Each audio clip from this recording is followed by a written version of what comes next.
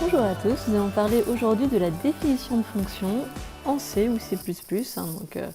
En général, la plupart des choses que je vais dire sur les fonctions sont valables pour les deux langages, sachant que je vais surtout m'adresser au C++ tout de même.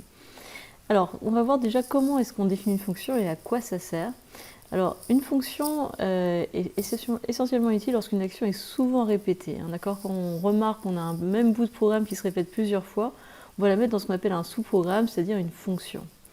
Alors, imaginez que par exemple vous ayez à saisir un entier 3 fois, on peut très bien imaginer avoir une fonction qui s'appelle saisir entier, et comme ça, au lieu d'écrire 3 fois la même chose dans le main, on va appeler cette fonction 3 fois. Alors ensuite, même si un bloc d'instruction n'est exécuté qu'une seule fois, il peut être isolé sous forme de fonction. Donc dans l'idée, en fait, que le programme soit plus lisible, plus modulaire et plus facile à modifier. Donc les fonctions, ça peut permettre tout simplement de rendre le programme plus lisible, et comme ça, si on veut travailler en équipe, ce sera plus facile. Alors parfois, avant d'écrire des fonctions, ça peut être intéressant de faire un petit peu des schémas, comme vous voyez ci-dessous, sous forme de boîte noire. Donc là, c'est l'exemple classique, lorsqu'on veut imaginer, par exemple, calculer le delta d'une équation du second degré, ax carré plus bx plus c. Vous vous rappelez, le delta, c'est b carré moins 4ac. Donc on peut très bien imaginer une fonction qu'on va appeler calculer delta et qui prend en entrée a, b et c et en sortie le delta. Donc on a également la fonction saisir réel qui a été appelée 3 fois. Donc on peut imaginer qu'on demande à l'utilisateur d'entrer 3 réels, donc le réel a, le réel b, le réel c. Donc autant utiliser 3 fois la même fonction plutôt que d'avoir un programme qui se répète plein de fois. Et on peut imaginer également une fonction afficher résultat, donc on n'appelle qu'une seule fois ici, mais qui est tout de même intéressante pour rendre le programme plus modulaire, et avec un affichage à l'écran. Donc il prend juste le delta en entrée, et par exemple il pourra dire est-ce que j'ai aucune solution réelle, une seule solution réelle ou deux solutions réelles, selon notamment le signe du delta. Donc ça c'est un premier exemple. Donc maintenant on va s'intéresser à ce qu'on appelle le prototype d'une fonction, et également un exemple d'appel de fonction. Alors le prototype, c'est quoi? Le prototype, en fait, c'est le mode d'emploi de la fonction. Donc, par exemple, la fonction calculer delta, on va l'écrire. On a une fonction calculer delta. Donc, on écrit au milieu le nom de la fonction. À droite, entre parenthèses, on met les paramètres, c'est-à-dire qu'est-ce qu'on a en entrée. Donc là, on a 3 réels A, B et C. Donc, je vais mettre réel. Vous vous rappelez que les réels, c'est avec un double, ou float aussi. Voilà, donc ça c'est mes 3 réels. Et en sortie, on voit qu'on a juste le delta qui est également un réel, donc du coup je mets double pour indiquer que c'est un réel. Par contre, je ne mets pas le nom de la variable. Donc ça, ce sont les entrées, ce sont les paramètres, et ça c'est la sortie qui correspond au delta. De la même manière, on va essayer d'écrire le prototype de la fonction saisir réel, qui est appelée ici 3 fois. Donc même chose, je mets saisir réel au milieu. À droite, je mets ce qu'on a en entrée. Alors, qu'est-ce qu'on a en entrée? Eh bien, quand on a un petit zigouille comme ça, c'est-à-dire qu'on n'a pas d'entrée, c'est juste quelqu'un qui va taper au clavier, donc il n'y a pas d'entrée. Et quand il n'y a pas d'entrée, on met void. Void qui veut dire vide en anglais. Et on voit que, par contre, on a une sortie qui est donc soit un réel A, soit B, soit C, peu importe le nom. C'est un réel, donc je mets double. Donc le prototype, normalement, il y a un point-virgule à la fin. Par contre, quand on va définir la fonction, on verra qu'on ne mettra pas de point-virgule. Et enfin, la fonction afficher résultat, donc même chose, je mets afficher résultat au milieu.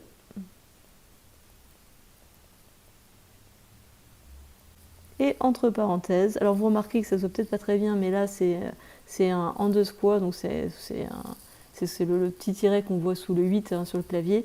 Donc tout est bien attaché, c'est pas en 2 mots. Donc afficher résultat, qu'est-ce qu'il a en entrée? Le delta, il va prendre le delta en entrée, qui est un réel également.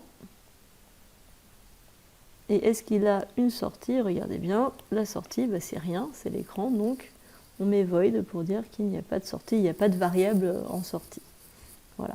Donc le prototype, c'est le mode d'emploi, et le prototype, on va le placer au-dessus du main. Donc on verra ça ensuite dans un exemple. Ensuite, ce qu'on va voir également, c'est la notion d'appel de fonction.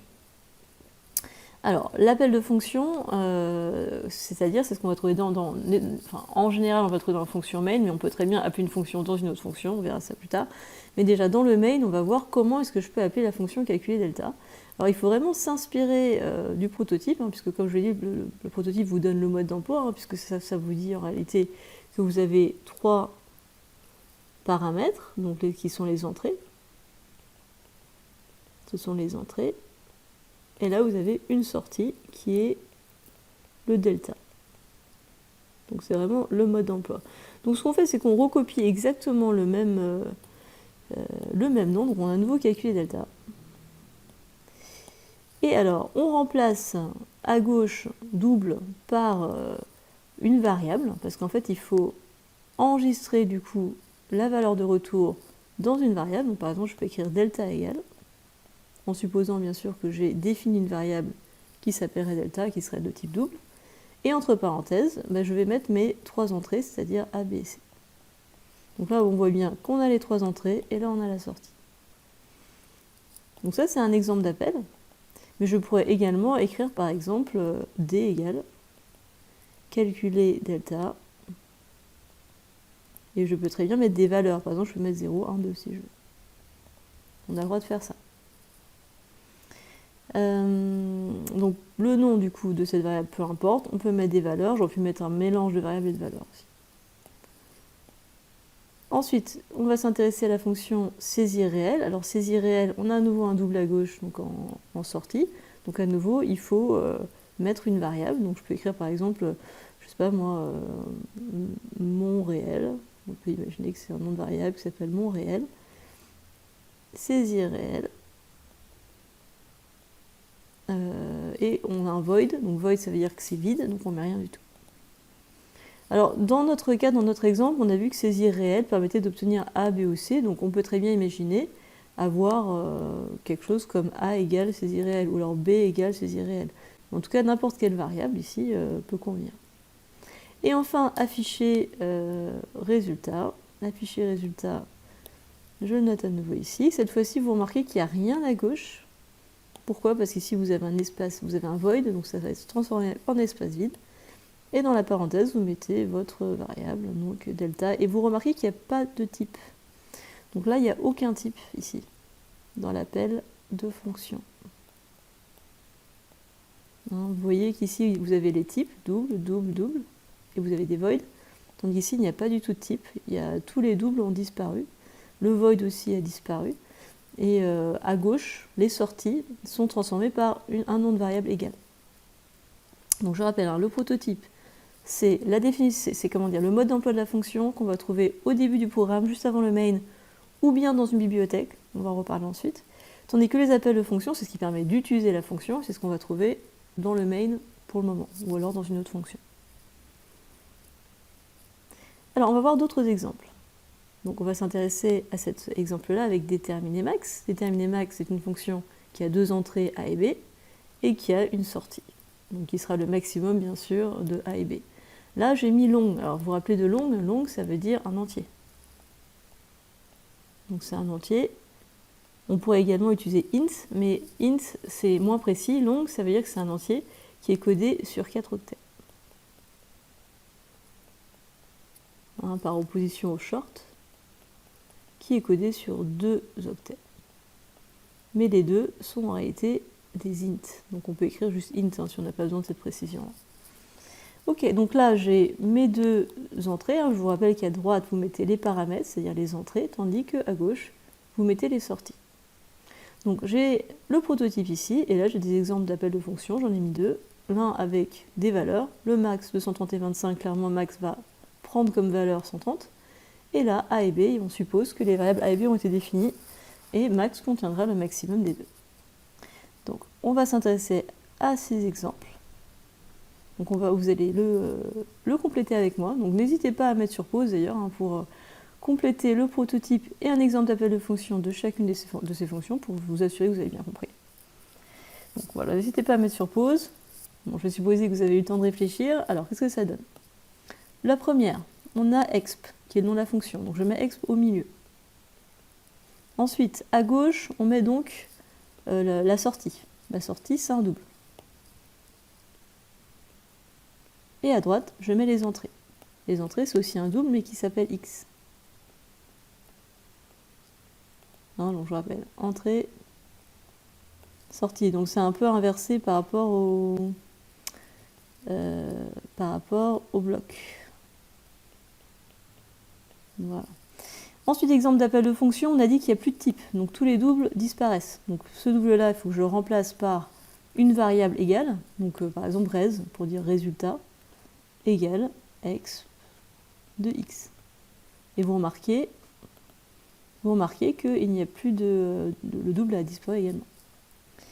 Alors là, j'ai bien mis un point-virgule. Alors ça peut arriver que j'oublie d'en écrire un, mais il y a toujours des points-virgules quasiment pour chaque ligne. Hein, donc ça peut arriver qu'on en oublie, parce que je les avais bien mis ici. Ou je les avais bien mis, bon, ça peut arriver qu'on en oublie, mais voilà. Sur papier, c'est pas grave, mais sur le programme, ça ne marchera pas si vous oubliez le point-virgule. Alors, afficher réel maintenant. Afficher réel, donc là c'est pareil, vous avez une entrée qui est A, une sortie qui est l'écran. Donc le prototype. Le prototype, on met la sortie à gauche, donc ici il n'y a pas de sortie, donc s'il n'y a pas de sortie, on met void. Void, afficher réel. Et à droite, on va mettre l'entrée, c'est-à-dire A. Donc ma fonction, elle va afficher le réel A. Un exemple d'appel de fonction, on a dit que void, ça voulait dire vide, ça veut dire un espace vide, donc on ne met rien. Et double A, je vais juste enlever le type. Donc tout simplement, je peux mettre afficher réel A. Je pourrais également écrire afficher réel 100 par exemple, ou afficher réel 3,5. Saisir entier maintenant. Donc là, j'ai pas mis le petit éclair pour dire que il y a un clavier ici, hein, il y a une entrée clavier, mais c'est pas une vraie entrée, c'est pas considéré comme une entrée, c'est-à-dire qu'il n'y a pas de variable, quoi. Donc le prototype, on a une sortie qui a un entier, donc on met toujours la sortie en premier, donc j'ai un int ici, saisir entier, et entre parenthèses, je mets les paramètres, et là, est-ce qu'il y en a? Bah non, c'est juste un clavier, donc je mets void. J'ai changé de couleur. Alors, couleur, hop. Et pour l'exemple d'appel de fonction, à nouveau, n'oubliez pas de remplacer le int ici à gauche, donc la sortie, par une variable. En fait, c'est très important parce que sinon, le résultat de la fonction ne sera pas enregistré. Et du coup, vous aurez appelé la fonction pour rien. Donc c'est important d'enregistrer le résultat dans une variable. Donc je ne sais pas, vous pourrez par exemple mettre résultat ou mon entier égale saisir entier. Tout à l'heure, j'avais mis A égale. Et là, entre parenthèses, void, rappelez-vous, ça se remplace par rien du tout, un espace vide. On continue maintenant, donc là c'est pareil, n'hésitez pas à prendre une minute, mettre sur pause pour voir ces deux dernières fonctions. Voilà, donc je vais supposer que vous avez eu le temps de réfléchir. Alors, factoriel, là vous avez également donc, une entrée, une sortie, tous les deux du même type int, donc là c'est pas très dur, on met int des deux côtés. Int factoriel, donc c'est forcément des entiers d'ailleurs, parce que une factorielle, si vous vous rappelez hein, ce que ça veut dire, n factoriel, ça veut dire 1 fois 2 fois 3, etc. jusqu'à n. Donc ça n'a pas de sens si on a un nombre réel. Donc ça marche que pour les entiers. Et ensuite, entre parenthèses, je mets int n. Et enfin, pour l'appel de fonction, on va à nouveau mettre le résultat. Par exemple, on pourrait l'appeler res, mais on peut aussi l'appeler fact, égale, donc factoriel, entre parenthèses n. Donc ça veut dire qu'on suppose qu'on a bien sûr déclaré avant deux entiers n et fact, que n a une valeur qui a été initialisée. On calcule factoriel de n et c'est enregistré dans fact. J'aurais pu également écrire fact égale factoriel de 5, par exemple. Par contre, je ne peux pas écrire 5 égale factoriel de n, c'est pas possible. Là, il faut vraiment mettre une variable. Et une dernière fonction avec pow, donc pow pour power, c'est une fonction qui existe vraiment dans la bibliothèque math.h. Donc vous avez x et y qui sont deux réels, et en sortie vous avez un réel également qui est x puissance y. Alors cette fonction en réalité elle cache une exponentielle et un logarithme. Alors pour ceux qui connaissent un petit peu les mathématiques, x puissance y c'est la même chose que l'exponentielle de y ln de x. En effet, y ln de x c'est ln de x puissance y. Donc je fais cette remarque, pourquoi ? Parce que la fonction power, elle cache à la fois une exponentielle et un ln. Donc si vous voulez juste faire x au carré, surtout n'utilisez pas cette fonction-là, ce serait un petit peu bête. X fois x, c'est bien sûr plus facile à programmer que faire exponentielle de 2 ln de x, quoi. Alors, on va s'intéresser donc à son prototype. On a dit qu'on avait 2 entrées, une sortie. Donc la sortie est de type double. Je mets le nom de ma fonction. Et là, je mets les 2 paramètres, donc double x, double y. Voilà. Et enfin, un exemple d'appel de fonction, eh bien, je vais mettre résultat égale PAO. Par exemple, là, je mets des valeurs 5, 3. Hein, ce qui me calculerait 5 à la puissance 3.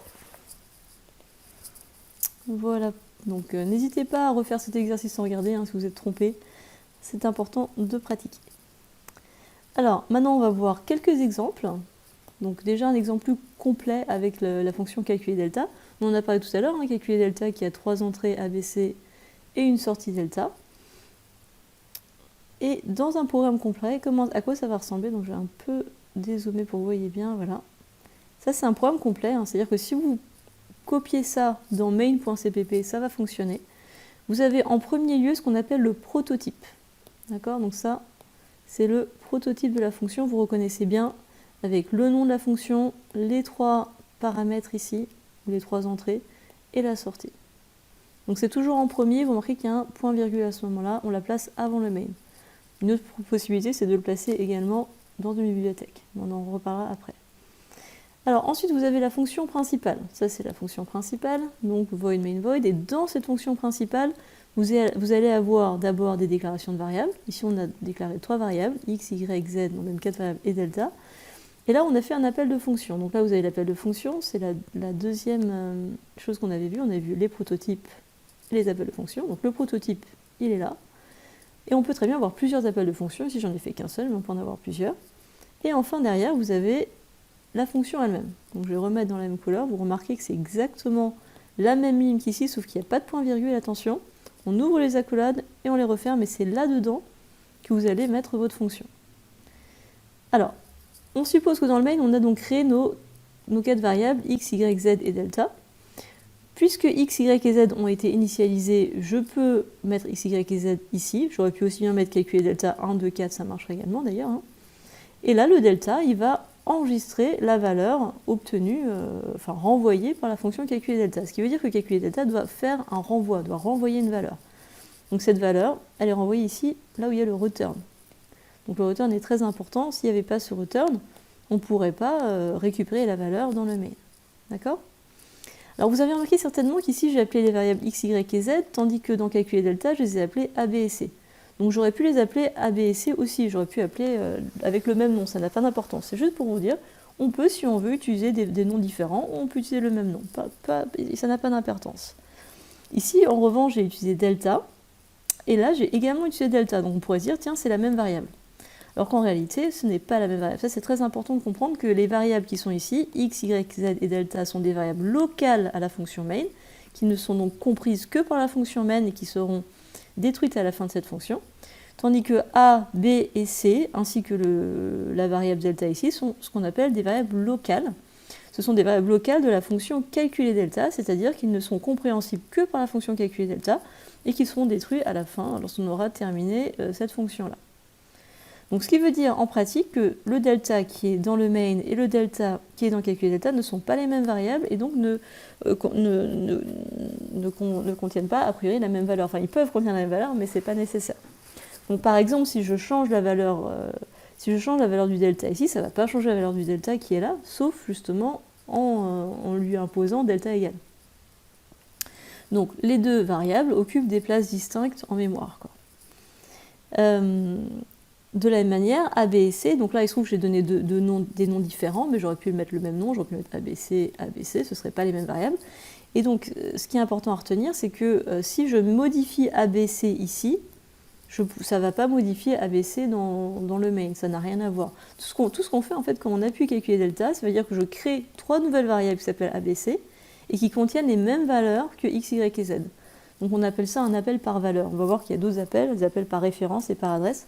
Mais le cas le plus simple d'appel de fonction, c'est que tout simplement, on crée 2 nouvelles variables et on copie les valeurs de x, y et z dedans. Bon, alors c'est quand même un programme, cette fonction est un contenu assez simple. Tout simplement, je crée une variable delta, je calcule, rappelez-vous, hein, le delta c'est b carré moins 4ac, b fois b moins 4 fois c, B carré moins 4ac, et je renvoie la valeur pour que le main puisse effectivement l'utiliser. Donc voilà, donc ça c'est un exemple tout simple de fonction, enfin de programme avec une fonction. Alors pour vérifier qu'il fonctionne, ce serait bien que vous le recopiez vous-même sur un programme, donc vous pouvez faire ça sur n'importe quel éditeur, hein. Ça peut être sur Replit, donc en ligne, ça peut être sur Qt, comme je vous ai donné une vidéo où je vous ai montrer comment installer Qt, mais n'importe quel programme, n'importe quel éditeur peut vous permettre de faire fonctionner ce programme. Alors par contre, là comme ça, vous aurez du mal à vérifier qu'il fonctionne. Ce qui manque, c'est un petit affichage ici. Donc pour vérifier que ça ne marche pas bien, je vous conseille de rajouter un petit affichage. Eh bien, on va commencer tout de suite à recopier ce programme, hein. Donc n'hésitez pas à le faire en même temps que moi, c'est la meilleure façon de procéder pour bien progresser. Donc là, j'ai ouvert Qt, je vais donc faire un nouveau projet, New. Je choisis Non-Qt Project Plain C++. Et bon, je vais appeler ce programme Delta. Hop, je choisis le premier, normalement vous n'en avez qu'un seul de toute façon. Hop. Et voilà, donc normalement on a un programme qui marche, il ne fait pas grand chose pour le moment. Si je fais CTRL-R, il va simplement afficher Hello World. Voilà. Ok, donc on va donc changer ce programme. Donc je vais commencer par rajouter le prototype de la fonction. Donc il s'agit de calculer delta. A, W, C. Donc comme je vous le rappelle, moi je le fais sur Qt, mais vous pouvez très bien le faire sur Replit, hein, ça marchera très bien. Je vais enlever le Hello World pour le moment. Ensuite, double X, alors je les ai appelés X, Y et Z, mais vous pouvez très bien les appeler ABC, comme je l'ai dit, ça n'a vraiment aucune importance. Je vais leur donner des valeurs, donc 1, 2 et 4. 1, 2 et 4. Voilà. Ensuite, je vais appeler ma fonction, mais pour le moment, la fonction n'existe pas. Donc ça va sans doute me faire une erreur. Calculer delta, X, Y, Z. Pour le moment, la fonction n'existe pas, donc il ne va pas être trop content.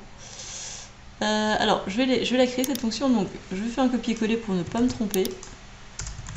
J'enlève le point-virgule et je mets les accolades. Voilà. Je crée ma variable delta. Je le calcule, donc b carré moins 4ac. Voilà. Et je return, hein, sinon on ne pourra pas récupérer la valeur. Donc à partir du moment où vous avez un retour ici, enfin une sortie, il faut mettre un return. Donc maintenant, si je fais CTRL-R et que je le lance, on peut espérer que ça marche, mais vous remarquez qu'il n'y a aucun affichage, c'est logique parce que j'ai rien affiché. Donc on peut très bien utiliser le debugger pour voir les valeurs, mais je trouve un peu plus rapide personnellement de faire un petit affichage. Donc c'est ce que je vais faire. stdcout, le delta, et, par exemple, et là on peut mettre delta et on peut vérifier si ça marche. Voilà. Hop. Donc le delta est moins 12. Alors est-ce que ça marche? Je vais carrément 4ac. On a A, B et C qui sont là. Donc 4 moins 4 fois 4, 16, c'est bien moins 12, effectivement, c'est correct. Et si vous voulez avoir un truc un peu plus précis qui donne le delta de quelle valeur? Le delta 2. Le delta 2, hop. A, B, C. Et on va mettre, et voilà. Bon, si on écrit ça, tout sera collé. Donc c'est mieux. Alors, j'ai mis ABC, pardon, j'ai oublié que je s'appelais X, Y et Z. C'est un peu bizarre. Hein. Ce serait plus naturel de les appeler ABC, honnêtement, mais bon. Donc le delta de X, Y et Z est, et là, si on veut que ce soit un peu plus lisible, il vaudrait mieux mettre à nouveau des petits espaces. Donc là, je mets un espace hop, de X, virgule, Y. Bon, on va mettre E cette fois-ci, et Z. Et j'ai bien mis des espaces, hein, vous voyez, pour que ce soit pas collé. Et ici, je vais également mettre un petit passage à la ligne, à nouveau pour que ce soit un petit peu plus lisible. Voilà, là on a bien le delta de 1, 2 et 4 et moins 12. Et si bien sûr je change les valeurs, hein, si je mets 5 et 3 par exemple, ça va effectivement m'apporter, mettre les bonnes valeurs. Le delta de 1, 3 et 5 est moins 11. Voilà. Donc voilà pour ce premier exemple. Alors j'espère que vous avez réussi à faire fonctionner le programme sur Qt ou sur Replit. Donc maintenant, à chaque appel de fonction, on l'a dit, les variables locales sont redéfinies et ils sont détruits à la fin de l'exécution de la fonction, ça on l'avait déjà dit. Nom d'une fonction, bien le choisir, action plus complément d'objet. Alors c'est vrai que c'est important, là par exemple la fonction calculer delta, on comprend que c'est une fonction parce qu'il y a un verbe plus un complément d'objet, donc calculer delta, c'est assez clair. Le nom des paramètres aussi, c'est important de bien les choisir. ABC, c'est classique, hein, quand on étudie un polynôme de second degré, on met toujours ax plus bx plus c, donc ça évoque quelque chose. Pour vous donner un exemple, imaginez que vous avez une fonction qui s'appelle void af double x double y, vous n'aurez aucune idée de ce que ça fait. Par contre, la même fonction, si vous l'appelez afficher statistique et vous mettez double moyenne, double écart type, vous comprendrez très bien ce que fait cette fonction. Elle va afficher la moyenne et l'écart type d'une série statistique, alors que là, on n'a aucune idée de ce que c'est. Donc vous voyez que le nom de la fonction et le nom des paramètres, c'est vraiment important. D'accord ? Alors même si, bien sûr, ce prototype sera tout à fait compris par le compilateur, hein. Le but, c'est quand même que vos camarades comprennent ce que vous faites aussi si vous travaillez en équipe. Et bien voilà, j'espère que ce cours sur les fonctions vous a plu. Donc aujourd'hui, nous avons vu notamment le calculer delta, mais nous avons vu quelques autres petits exemples, mais pas complets. Donc le seul exemple complet, c'est celui-là. Dans le prochain cours, je vous propose d'autres exemples complets que nous allons écrire ensemble, et également comment ajouter des bibliothèques, hein, puisque pour le moment, nous avons vu le prototype uniquement au-dessus du main, mais si vous avez plusieurs fonctions, il est intéressant de les regrouper dans des bibliothèques. Bon, je vous dis à bientôt.